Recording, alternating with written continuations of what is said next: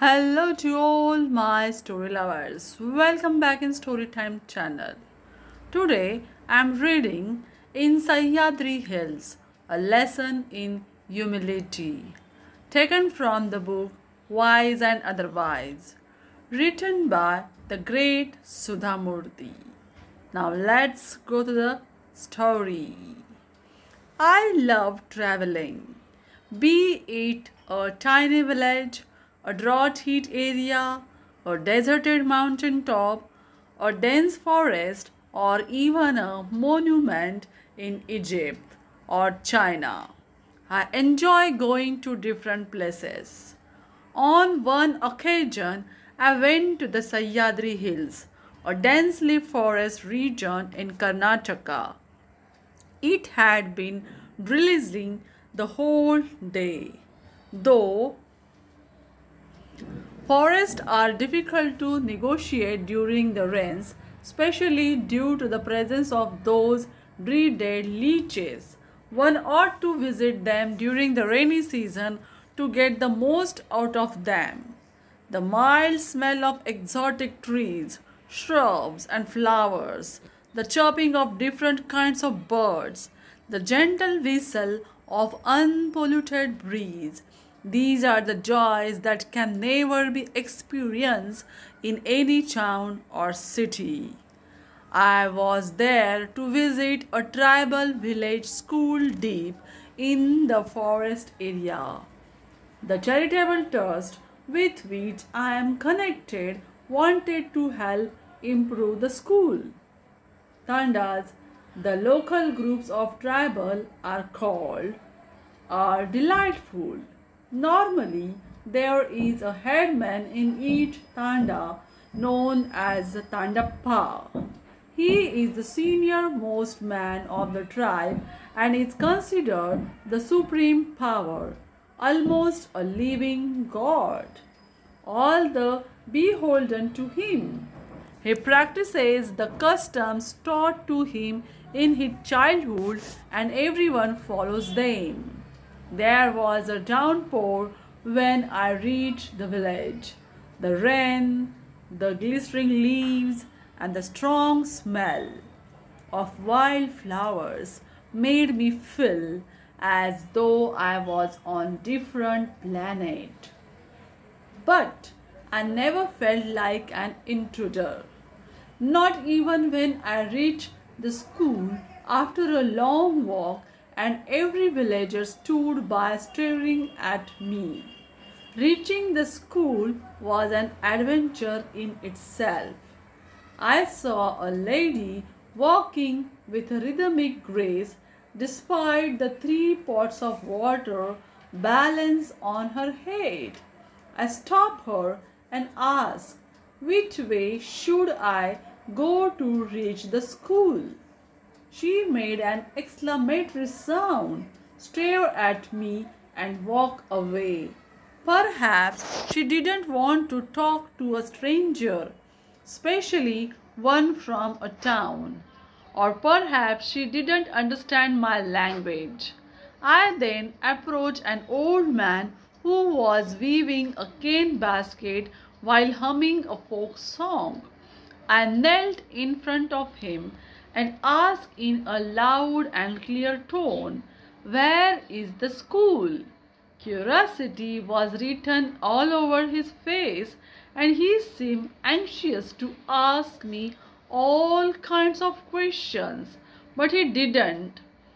He simply said something in his dialect and indicated direction with his hand.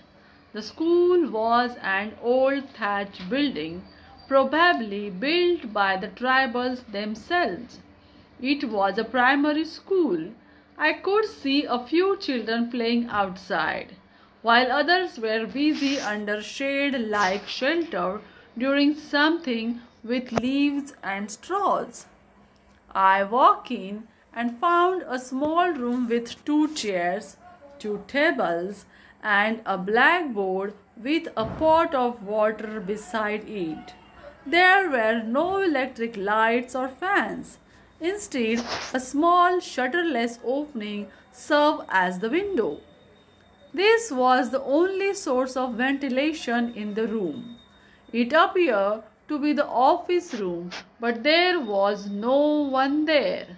I did not find any staff around. While I was looking for someone, an elderly man walked up to me and asked what I wanted. I introduced myself and told him that I had come to see what help we could provide the school. His response, however, didn't seem very encouraging. I thought I might be able to communicate better if I first put him at ease. So I started asking him about his life. It turned out that he was the live-in watchman cum peon of the school. He would double as a tour guide sometimes, but he was not a paid employee of either the school or the government. His grandson was studying in the school free of cost in return for the services which the old man rendered. How long had he been living there? For many years, he replied simply. He lived in a small hut in the courtyard of the school. By now, his attitude towards me was slightly more encouraging, so I gently turned the conversation to the affairs of the school. He said that the state government ran the school. There were 2 teachers and around 50 students who came far from and near. There was no compulsory uniform. I was impressed by the number of children who attended school. After all, their parents were unschooled themselves and the living conditions were harsh. Yet there was a willingness to educate their children. What are the difficulties you face in the running this school? The old man didn't say much by way of reply. He just took me to a cottage nearby and introduced me to the Thandappa, who seemed to be more than 90 years old. He was happy to see me. I asked him the same question. What problems do you face in running the school? Commuting to school was difficult during the rains. He said besides the school clothes wouldn't dry in the rainy seasons. The simplest of problems and familiar one too. During the course of my work, I have listened to many such problems from many such people. After acquiring a fair understanding of people and their lives, I departed, not forgetting to thank them for their cooperation. I decided to return with some umbrellas and clothes for the children. When I went again, it was winter. The rains were over. Now the scene was transformed. It was a paradise. There was no mud and no frogs croaking. Birds were cooing and the sky was clear.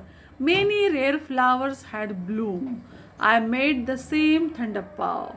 He recognized me and greeted me with a smile. His eyes seemed to welcome me warmly. Please accept these things which I have bought for the children here. Last time I didn't know what to give them, I said, handing over a big bag to him. Thandappa hesitated. I wondered whether he was feeling embarrassed. I told him, you have not asked for any gift from me. I bought this myself. It will help the children during the rains. Please get clothes stitched according to their size. He walked into his hut without saying a word. What do you want to learn? I asked some children who were standing nearby. No one answered.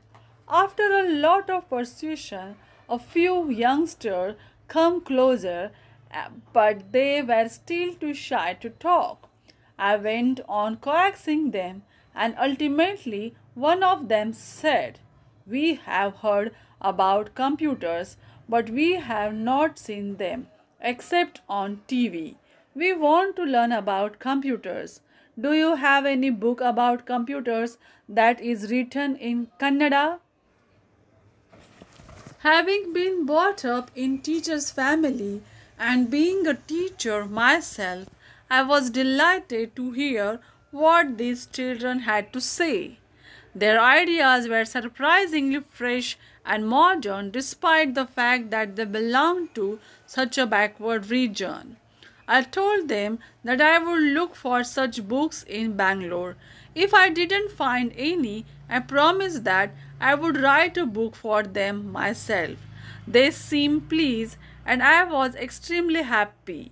But that time the Thandappa had returned from inside his hut. He held a bottle of red liquid in his hands. Amma, he said, presenting the bottle to me, we do not know what you like and what you drink at home. This is very special drink that we prepare during summer in this forest area. We extract juice from a wild red fruit and store it. It lasts for at least 2 rainy seasons. Nothing is added to the juice. It is good for health. Add some of this juice to a cup of water and stir it before drinking. It was embarrassed. How could I accept a gift from these poor people? They themselves did not seem to have enough to eat and drink. Moreover, I had gone on a mission to give, not to take. I thought it over and politely declined the gift. The Thandappa then said gravely, Amma, then we cannot accept your gift either. Our ancestors have lived in this forest for generations and they have taught us their ways. When you want to give us something, we accept, but only when we can give something to you. Unless you take our gift, we cannot take the things you have bought for us. I was shocked, embarrassed, and humble. Nothing in my experience had prepared me for this. The usual pattern is for people to express gratitude when a charitable organization provides some assistance. I have come across complaints too.